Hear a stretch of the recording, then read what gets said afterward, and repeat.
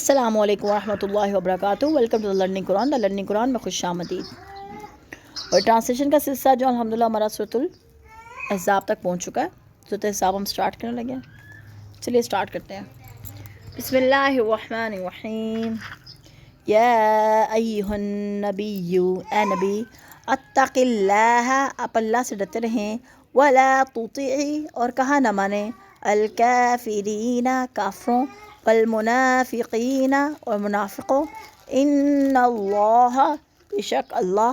علیم حکیم، جاننے والا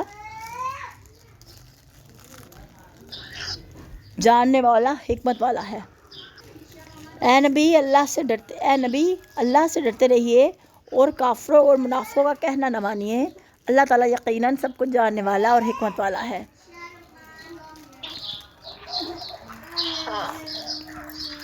ٹھیک ہے. جنگ احد کے بعد مدینہ پر خوف و ہراس کی فضا ہو گئی. ٹھیک ہے. اگرچہ اس صورت کا اکثر حصہ جنگ احزاب کے بعد نازل ہوا، تاہم ابتدائی آیات جنگ احزاب سے بہت پہلے کی ہے. مکہ میں تو آپ کے اور مسلمانوں کے دشمن صرف قریش مکہ تھے، مگر مدینہ جانے کے بعد مدینہ کے یہود، مشرکین، منافقین سب آپ صلی اللہ علیہ وسلم کے دشمن بن گئے، جو اسلام اور پیغمبر اسلام کو بدنام کرنے اور صفائی ہستی سے مٹا دینے پر تلے بیٹھے تھے. غزوہ احد میں مسلمانوں کو جو عارضی طور پر شکست ہوئی تھی، اس نے دشمنوں کے حوصلے بڑھا دیے تھے. مشرک قبائل نے 2 دفعہ رسول اللہ صلی اللہ علیہ وسلم کو دھوکہ دے کر تبلیغ کے لیے قاریوں کا مطالبہ کیا، پھر انہیں قتل کر دیا. مدینے پہ ہر وقت خوف و ہراس کی فضا رہتی تھی، اور اعدائے اسلام نے اسلام کے خلاف پروپیگنڈا کرنے کی مہم تیز کر دی تھی. معاشرتی اصلاحات اور غلامی کا مسئلہ.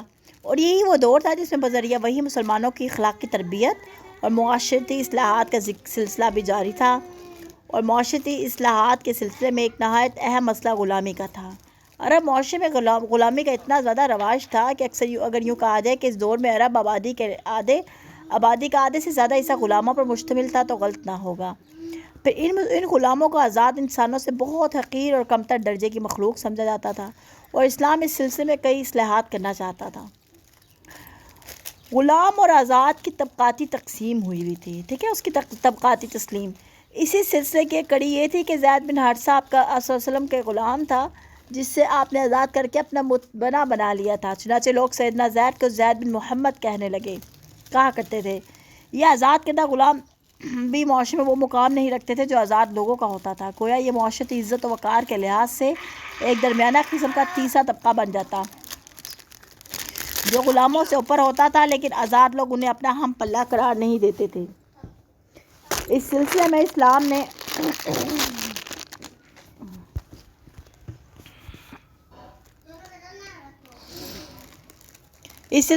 نے کئی اقدامات کیے اور کئی اصلاحات کی. مثلا اسلام نے اگرچہ کھلی طور پر غلامی کا استحصال نہیں کیا، کیونکہ اس میں بھی کچھ اور مصلحتیں تھیں، تاہم ایسی تدابیر اختیار کی جس سے زیادہ غلاموں کو آزادی کی نعمت میسر ہو.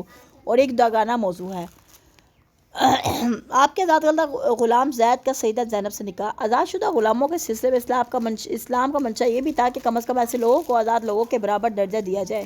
چنانچہ اس منشا الہی کے مطابق آپ نے صلی اللہ علیہ وسلم نے اپنے آزاد کردہ غلام اور مطلبہ زید کے لیے اپنی پھوپھی زاد بہن سیدہ زینب سے رشتہ کا مطالبہ کر دیا. سیدہ زینب کا خاندان آپ ہی کا خاندان تھا، جو آزاد معاشرے میں بڑے اونچے درجے کے لوگ شمار ہوتے تھے. وہ بھلا کیسے اس رشتے کو قبول کر سکتے تھے؟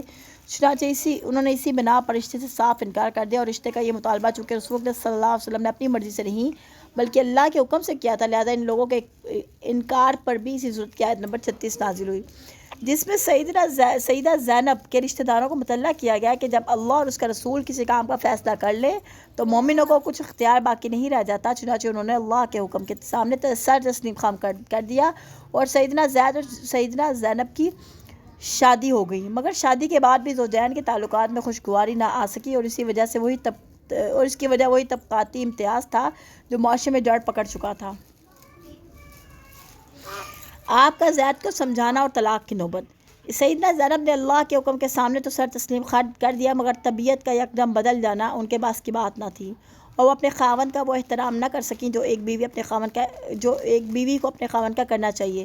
سیدنا زید چونکہ رسول اللہ صلی اللہ علیہ وسلم کے چہیتے بھی تھے اور متبنا بھی، لہٰذا انہوں نے کئی بار آپ سے اپنی اس تکلیف اور ذہنی کوفت کی شکایت کی اور یہ بھی کہا کہ میں زینب کو طلاق دے دوں گا، مگر آپ سیدنا زید کو طلاق سے منع ہی فرماتے رہے۔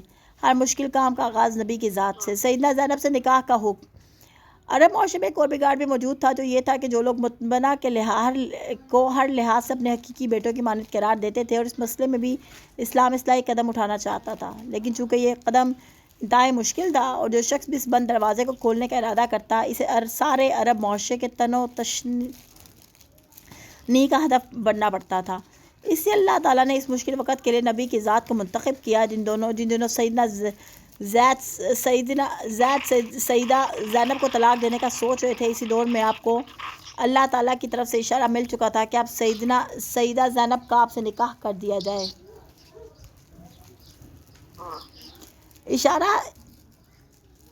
اس اشارے میں الہی سے دو مصلحتیں مقصود تھیں، ایک یہ کہ سیدہ زینب جس نے اپنی طبیعت کی ناگواری کے باوجود اللہ کے حکم کے سامنے سر تسلیم خم کر دیا تھا، آئندہ آپ سے نکاح کر کے اس کی دل جوئی کی جائے، اور دوسری مصلحت یہ تھی کہ معاشرے میں اس غلط نظریے کا قلع کما کیا جائے کہ متبنہ بھی ہر لحاظ سے حقیقی بیٹے کی طرح ہوتا ہے۔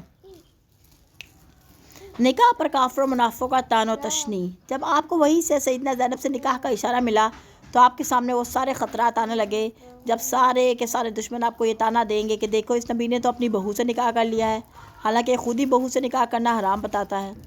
غالباً طعن و تشنیع کے انہی خطرات کے پیش نظر آپ زید کو بار بار طلاق دینے سے روکتے رہے۔ اسی پس منظر میں اس صورت کی یہ ابتدائی آیاتیں نازل ہوئیں اور اللہ تعالیٰ نے براہ راست اپنے نبی کو خطاب کرتے ہوئے فرمایا کہ تمہیں ان کافروں اور منافقوں سے نہ ڈرنے کی ضرورت ہے، نہ ان کی باتوں پر کان دھرنے کی ضرورت ہے۔ ڈرنے کے لائق تو صرف اللہ کی ذات ہے، تم صرف اسی سے ڈرو اور اسی کی وحی کی اطاعت کرو۔ اللہ اپنے حکام کی حکمت خوب جانتا ہے کہ وہ کیوں ایسا حکم دے رہا ہے، اور جو لوگ اس نکاح کے رد عمل میں شور و غوغا برپا کریں گے، اللہ تعالیٰ ان سے پوری طرح باخبر ہے۔ چلیں اب آیت نمبر 2 سٹارٹ کرتے ہیں۔ وَاتَّبِعُوا اور پیروی کریں ما یوحیٰ جو وحی کیا جاتا ہے الیہ کا آپ کی طرف، من ربک آپ کے رب کی طرف سے، ان اللہ بے شک اللہ کان ہے بما اس سے جو تعملون تم کرتے ہو خبیرہ خبردار۔ اور جو کچھ آپ کے پروردگار کی طرف سے آپ پر وحی کی جاتی ہے اس کی اتباع کیجیے، اور تم جو کچھ بھی عمل کرتے ہو اللہ تعالیٰ یقیناً ان سے باخبر ہے۔ وَتَوَکَّلْنَا اور بھروسہ رکھیے آپ علی اللہ اللہ پر، وکفیٰ اور کافی ہے باللہ اللہ وکیلا کارساز، اور اللہ پر بھروسہ کیجیے اور اللہ کا کارساز ہونا ہی کافی ہے۔ یعنی تمہارے دشمن جیسی بھی باتیں بناتے ہیں، جو بھی الزام آپ پر ڈھرتے ہیں، ڈھرنے دو، تمہارا کام ہے کہ وہی یہی کا حکم بجا لاؤ اور اللہ پر بھروسہ رکھو۔ ان دشمنوں سے نمٹنا ہے، ان کی سازشوں اور چالوں کو ناکام بنانا میرا کام ہے، یعنی اللہ کا کام ہے۔ ما جعل نہیں بنائے اللہ نے لی رجل کسی آدمی کے لیے من قلبین دو دل، فی اس کے سینے میں، وما جعل اور نہیں بنایا ازواجکم تمہاری بیویاں،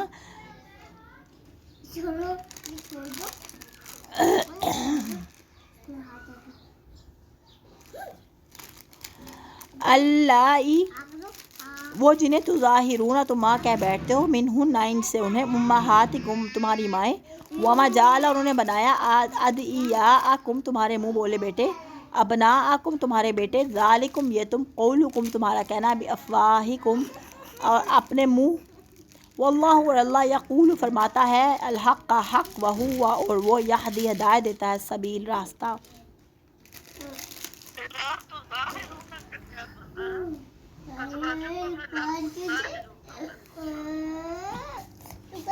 اللہ تعالیٰ نے کسی آدمی کے اندر دو دل نہیں بنائے، نہ ہی تمہاری ان بیویوں کو جن سے تم زہار کرتے ہو تمہاری مائیں بنایا ہے، اور نہ تمہارے منہ بولے بیٹوں کو تمہارے حقیقی بیٹے بنایا ہے۔ یہ تو تمہارے منہ کی باتیں ہیں، مگر اللہ کی بات کہتا ہے، وہی سیدھا راہ دکھاتا ہے۔ اللہ کا دو دل نہ بنانے کا مفہوم یہ ہے کہ اس آیت میں اللہ تعالیٰ نے 3 حقائق بیان فرمائے ہیں۔ ایک سب انسانوں کا اللہ نے ایک ہی دل بنایا ہے، 2 دل نہیں بنائے، لہذا ایک دل ایک وقت میں ایک ہی حقیقت کو تسلیم کر سکتا ہے، 2 متضاد حقیقت کو تسلیم نہیں کر سکتا۔ یہ ناممکن ہے کہ ایک ہی شخص بائے وقت مومن بھی ہو اور منافق بھی ہو، یا وہ کافر بھی ہو اور مسلم بھی ہو۔ ان میں سے ایک وقت بھی ایک ہی حقیقت کی تسلیم کیا جا سکتا ہے، کیونکہ دو متضاد باتوں میں سے حقیقت ایک ہی ہو سکتی ہے، اور اگر کوئی منافق دل میں نفاق چھپا کر ایمان کا دعویٰ کرتا ہے تو وہ حقیقت بیان نہیں کرتا بلکہ جھوٹ بولتا ہے، دھوکہ دیتا ہے، اور اس نکاح کے رد عمل سے مسلمانوں کو یہ بھی معلوم ہو جائے گا کہ ان میں مخلص مسلمان کتنے اور کون کون ہے، منافق کون کون ہے جو اللہ کے حکم کہ علی الرغم دوسرے دشمنوں کو دیکھا دیکھی زبان دراز کرتے ہیں۔ زہار کا دستور بھی لغو اور مطمع بنانے کا بھی، کیونکہ ماں اور باپ ایک ہی ہو سکتے ہیں۔ عرب میں طلاق کے علاوہ یہ بھی دستور ہے کہ جس عورت پر غصہ آتا اس سے انبن ہو جاتی تو کہہ دیتے تم مجھ پر میری ماں کی پیٹھ کی طرح ہے۔ اس کام کو وہ زہار کہتے تھے۔ یہ کہنے پر وہ عورت خاوند پر حرام ہو جاتی۔ یہ دستور بھی اصلاح طلب تھا کہ اس کا اصلاح کا طریقہ اور کفارہ تو یہ کہنے پہ وہ عورت خاوند پر حرام ہو جاتی۔ یہ دستور بھی اصلاح طلب تھا۔ اس کی اصلاح کا طریقہ اور کفارہ تو سود مجادلہ میں تفصیل سے بیان کیا گیا ہے۔ یہاں صرف یہ بتایا جا رہا ہے کہ تمہارے کہنے سے بیوی ماں نہیں بن جاتی۔ ماں تو وہ ہوتی ہے جس نے جنا ہو۔ تو جس طرح کسی آدمی کے اندر دو دل نہیں ہو سکتے، اس طرح کسی کی دو مائیں بھی نہیں ہو سکتی۔ اگر تم بیوی کو ماں کہہ کر فی الواقعہ ماں سمجھ بیٹھو تو یہ تمہارے منہ کی بات ہے جس کا حقیقت سے کوئی تعلق نہیں۔ متبنہ اور وراثت کا دستور کی اصلاح اور تیسری حقیقت یہ ہے کہ متبنہ حقیقی بیٹے کا مقام نہیں لے سکتے۔ یہ بھی ناممکن ہے کہ کسی کے دو باپ ہوں۔ باپ وہی ہے جس کے نطفے سے وہ پیدا ہوا ہے۔ دوسرا کوئی شخص نہ اس کا حقیقی باپ ہو سکتا ہے نہ اس کا حقیقی بیٹا ہو سکتا ہے۔ متبنہ اپنے نقلی باپ کا وارث نہیں بن سکتا، نہ باپ متبنی کا وارث ہو سکتا ہے۔ ہر شخص اپنے متبنہ کی متعلقہ بیوہ سے نکاح کر سکتا ہے، اس طرح متبنہ بھی اپنے نقلی باپ کی متعلقہ یا بیوہ سے نکاح کر سکتا ہے، اور یہی غلط دستور معاشرے میں رائج تھا جس کی اصلاح اللہ تعالیٰ نے نبی کی سیدہ زینب کے ساتھ نکاح سے فرمانا چاہتا تھا۔ اس آیت میں اسی اصلاحی اقدام کی چند جزیات بیان فرمائی جا رہی ہیں۔ پہلی بات یہ ہے کہ ہر شخص کو اس کے حقیقی باپ کی نسبت سے پکارا جائے۔ چنانچہ سیدنا عبداللہ بن عمر رضی اللہ تعالیٰ عنہ فرماتے ہیں کہ جب رسول اللہ صلی اللہ علیہ وسلم نے سیدہ زید کو اپنا متبنہ بنا لیا تو ہم لوگ انہیں زید بن محمد کہہ کر پکارتے تھے، لیکن جب یہ آیت نازل ہوئی تو پھر ہم زید بن حارثہ کہنا شروع کر دیا، اور رسول اللہ خود بھی انہیں زید بن حارثہ ہی کہنے لگے۔ زمان اس آیت سے معلوم ہوتا ہے کہ سیدنا عیسیٰ کا باپ نہیں تھا، ورنہ اللہ تعالیٰ سے عیسیٰ ابن مریم کبھی نہ فرماتے۔ سیدنا عیسیٰ ابن مریم کی موزانہ پیدائش کے منکرین کے لیے یہ لمحہ فکر ہے، اس لحاظ سے ہے کہ قرآن نے اور کسی مرد یا عورت کا نام اپنے سمیت کبھی نہیں لیا، سمیت ذکر نہیں کیا۔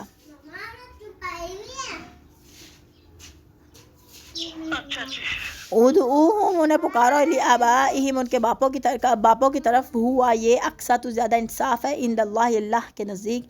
فَإِن، پھر اگر لم تعلموا، تم نہ جانتے ہو، آباءہم، ان کے باپوں کو، فإخوانکم، وہ تمہارے بھائی ہیں، فی الدین، دین میں، وموالیکم، اور تمہارے رفیق ہیں، ولیس، اور نہیں، علیکم، تم پر، جناح، کوئی گناہ، فیما اخطأتم، اس میں جو تم بھول چوک ہو چکی بھی، اس سے، ولیکن، اور لیکن، ما تعمدت، جو ارادے سے، قلوبکم، اپنے دل، وکان، اور ہے، اللہ غفور، بخشنے والا، رحیمہ، مہربان۔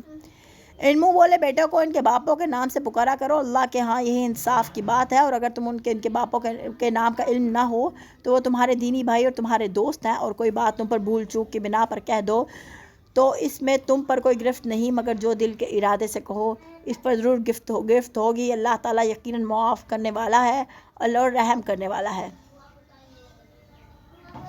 جیسے سلیمان فارسی اور صہیب رومی، جیسے سیدنا سلیمان فارسی کے باپ کا علم خود انہیں بھی نہیں تھا، بچپن میں ہی انہیں غلام بنا لیا گیا تھا، وہ خود فرماتا ہے کہ مجھے 10 سے زیادہ مرتبہ بیچا اور خریدا گیا۔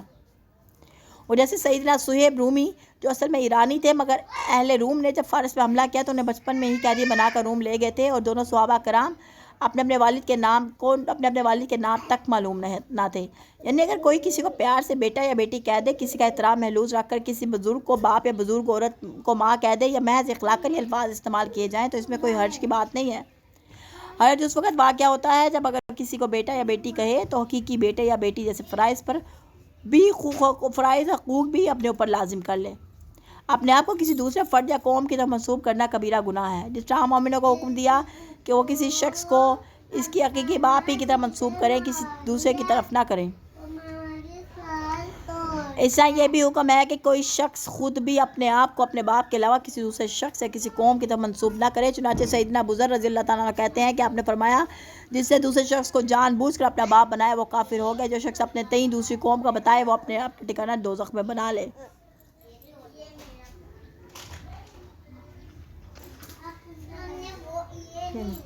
آپوں سے کیا بولے تھے؟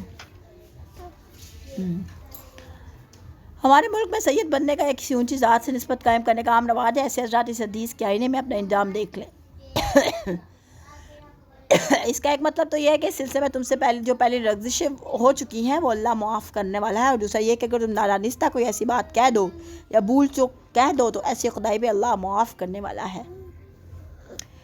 نبی اولا زیادہ حقدار بالمومنین مومنوں کے من سے انفسہم ان کی جانیں و ازواجہ اور ان کی بیبیاں امہاتہم ان کی مائیں و اولو الارحام اور قرابت دار بعضہم ان میں سے بعض اولا نزدیک تر ببعض بعض دوسروں سے فی میں کتاب اللہ اللہ کی کتاب من سے مومنین مومنوں والمہاجرین و مہاجرین اللہ مگر یہ کہ تفعلوا تم کرو اولا نزدیک تر ببعض بعض دوسروں سے فی میں کتاب اللہ اللہ کی کتاب من سے المومنین مومن والمہاجرین اور مہاجرین اللہ ان مگر یہ کہ تفعلوا تم کرو الا طرف اولیاءکم اپنے دوست معروف ان حسن سلوک کا نہ ہے ذالکہ یہ فی کتاب من کتاب میں مستورہ لکھا ہوا بلا شبہ مومنوں کے لیے ان کی اپنی ذات سے بھی مقدم ہے، اور آپ کی بیویاں مومنوں کی مائیں ہیں، اور کتاب اللہ کی روح سے مومنین اور مہاجرین کی نسبت رشتہ دار ایک دوسرے سے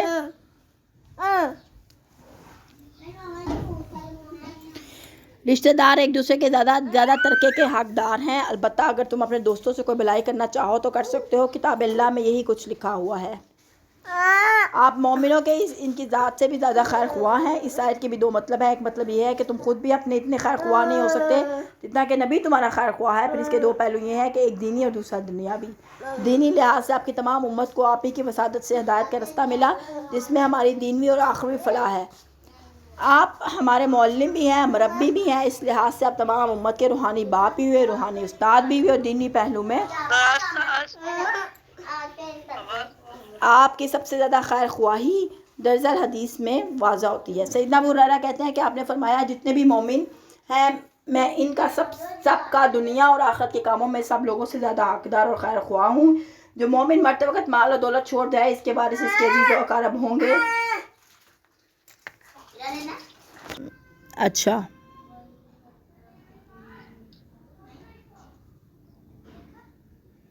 تمام لوگوں سے بڑھ کے آپ سے محبت کے بغیر ایمان مکمل نہیں ہوتا۔ آپ کی صحت درجہ کی خیر خواہی اور منتقا کا تقاضا یہ ہے کہ تمام مسلمان بھی آپ کا دوسروں سب لوگوں سے بڑھ کر احترام کریں اور ان کی اطاعت کریں تاکہ آپ کی تعلیم و تربیت سے پوری طرح فیض یاب ہو سکیں۔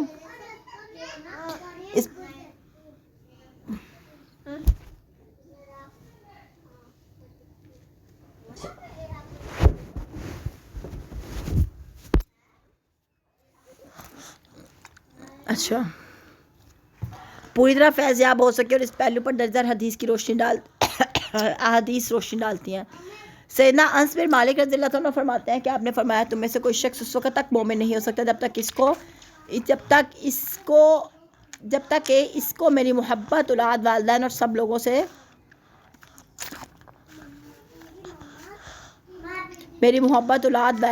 لوگوں سے زیادہ نہ ہو۔ سیدنا عمر رضی اللہ عنہ عبداللہ بن عمر فرماتے ہیں کہ رسول اللہ صلی اللہ علیہ وسلم نے فرمایا کہ کوئی شخص اس وقت تک مومن نہیں ہو سکتا جب تک اس کی اپنی خواہش نفس کو اس چیز کے تابع نہ کر دے جو میں لایا ہوں۔ سیدنا عبداللہ بن ہشام فرماتے ہیں کہ ہم آپ کے ساتھ تھے اور آپ سیدنا عمر کے ہاتھ پکڑے ہوئے تھے۔ سیدنا عمر کہتے ہیں کہ یا رسول اللہ، آپ میرے نزدیک اپنی جان کے علاوہ ہر چیز سے زیادہ محبوب ہیں۔ آپ نے فرمایا اس ذات کی قسم اس کے ہاتھ میں میری جان ہے، جب تک میں تمہارے نزدیک تمہاری جان سے زیادہ محبوب نہ ہو جاؤں تم مومن نہیں ہو سکتے۔ سیدنا عمر نے عرض کیا اللہ کی قسم آپ ہی میرے نزدیک میری جان سے بھی زیادہ عزیز ہیں۔ آپ نے فرمایا عمر اب تم صحیح مسلم ہو۔ جب نبی روحانی باپ ہو تو اس کی بیویاں روحانی مائیں ہوئیں۔ جب نبی کی بیویاں امت کی مائیں ہیں تو نبی ان کا باپ ہوا، لیکن ازواج نبی صرف احترام کے پہلو میں امت کی مائیں ہیں اور ان سے کوئی شخص رسول اللہ صلی اللہ علیہ وسلم کی وفات کے بعد بھی نکاح نہیں کر سکتا. باقی احکام بس دستور رہیں گے. مثلاً وہ مومنوں سے باقاعدہ پردہ کریں گی اور وہ انہیں اجنبی ہی سمجھیں گی، نہ ہی وہ کسی امتی کی وراثت میں دعوے دار بن سکتی ہیں. مواخات اور وراثت. جب رسول اللہ صلی اللہ علیہ وسلم اور دوسرے مسلمان ہجرت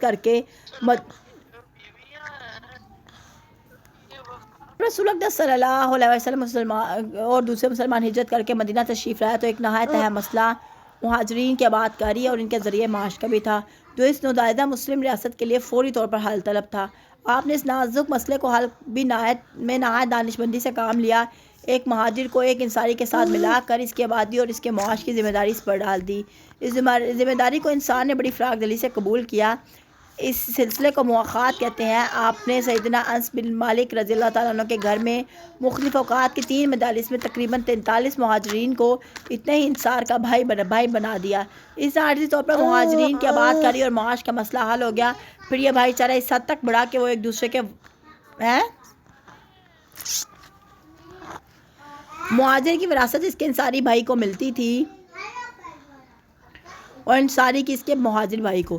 پھر جب مسلمانوں کی معاشی حالت نسبتاً بہتر ہوگی تو اس سے عارضی قانون کو ختم کر دی گیا اور اثر وارث قریبی رشتہ دار ہی قرار پائے. ہاں، ان بھائیوں سے حق وراثت کے علاوہ دوسرے ذرائع سے بہتر سلوک کی اجازت دی گئی. مثلاً کوئی شخص ان کے حق میں وصیت کر سکتا ہے، اپنی زندگی میں مالی امداد اور ہبہ کر سکتا ہے، تحفے تحائف دے سکتا ہے.